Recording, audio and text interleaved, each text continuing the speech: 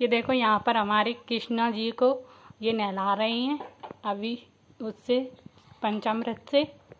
अभी हमारे कृष्णा जी नहाएंगे पंचामृत से।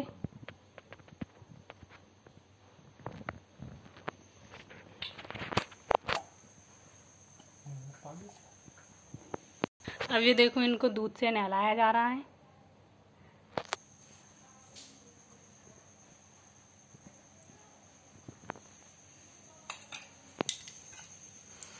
अब इनको शहद से नहलाएंगे।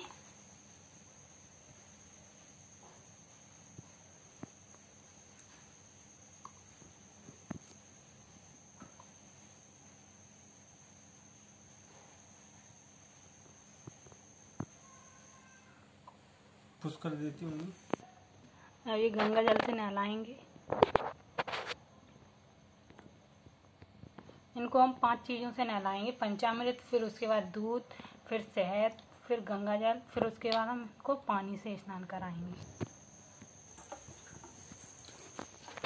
अब ये आप देखो पानी से नहला रहे हैं अच्छे से उनको।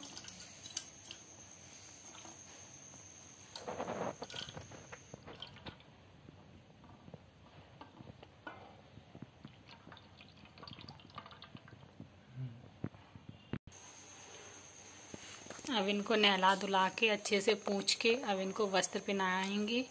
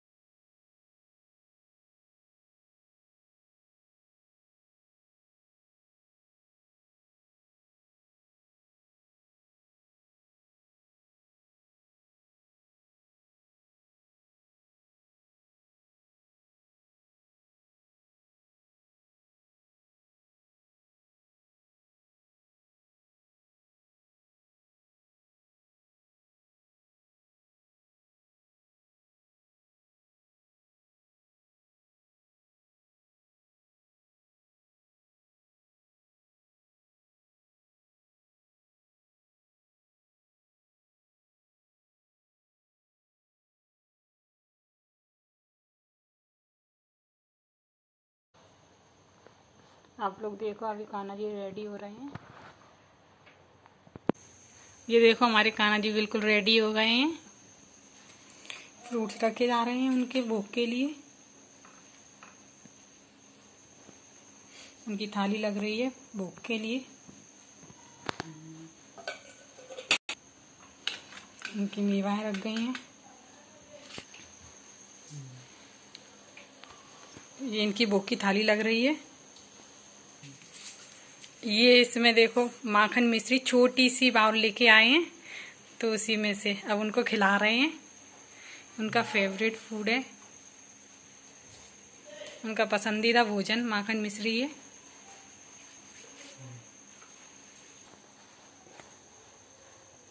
कान्हा जी को चंदन लगा रहे हैं। अपने लगा और इन्होंने अपने भी लगा लिया। अब ये इनको कान्हा जी को उनके बिस्तर झूले पे बिठा लेंगे।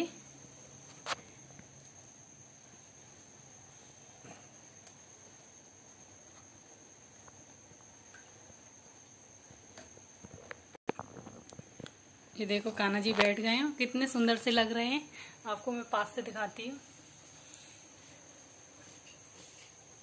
और ये देखो उनकी थोड़ी सी मैंने डेकोरेशन की है, बिल्कुल थोड़ी सी। ये देखो मैंने 2 मोर पंख रख दिए हैं।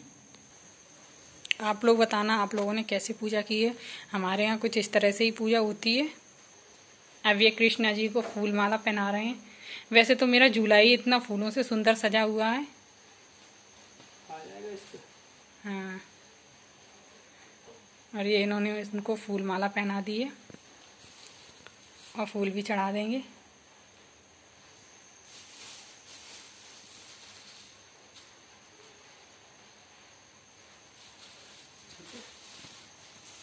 और यहाँ पर मैं भी कान्हा जी को चंदन लगा रही हूँ और फूल को भी मैं चढ़ा दे रही हूँ। उनका पसंदीदा फूल गेंदा।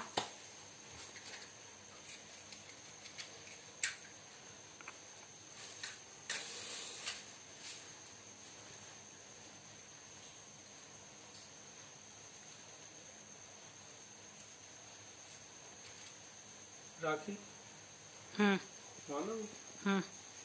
ऐसी रख दो, कहाँ बंद है? आज इनको राखी पहनाई जाती है ना, तो देखो राखी पहना दी हमने। जब पुत्र का नाम कंस था, वह अपने पिता को गद्दी से उतारकर स्वयं राजा बन बैठा। कंस की चचेरी बहन देवकी का विवाह वासुदेव के साथ हुआ। कंस अपनी बहन को विदा करने गया, तभी आकाशवाणी हुई, हे कंस, जिस बहन को विदा कर रहा है उसी के 8वें पुत्र द्वारा तू मारा जाएगा। कंस घबरा गया, देवकी को मारने के लिए तलवार निकाल ली।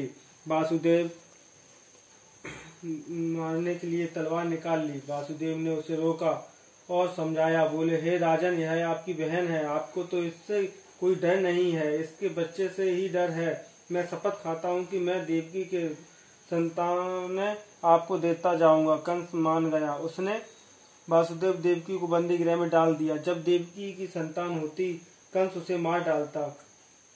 भादों की अंधेरे पाक की अष्टमी आधी रात को देवकी के 8वां पुत्र हुआ। कृष्ण के नाम जन्म लेते ही जेल के ताले व फाटक खुल गए। वासुदेव की हथकड़ी बेड़ियां खुल गईं। द्वारकापाल नींद में सो गए। बच्चे के मुख पर अनोखा तेज था। उसी समय उन्होंने सुनाई पड़ा, इस बालक को यमुना पार गोकुल में नंद यशोदा के घर पहुंचा दो, वहां से उनकी कन्या ले आओ, उसे कंस को दे दो। पुत्र को सूप में रखकर वासुदेव गोकुल चल दिए। उस समय वर्षा हो रही थी।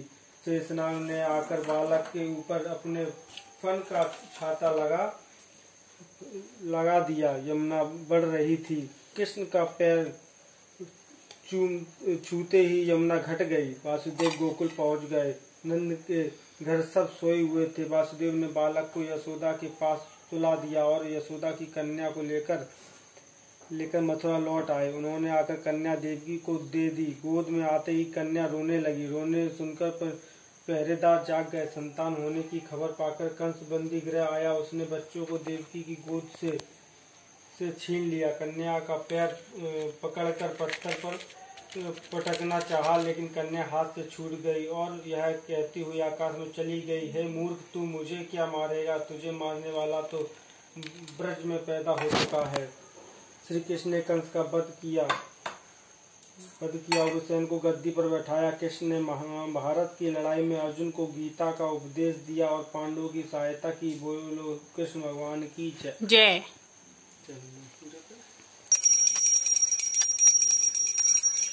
कुंज बिहारी की, गिरिधर कृष्ण मुरारी की।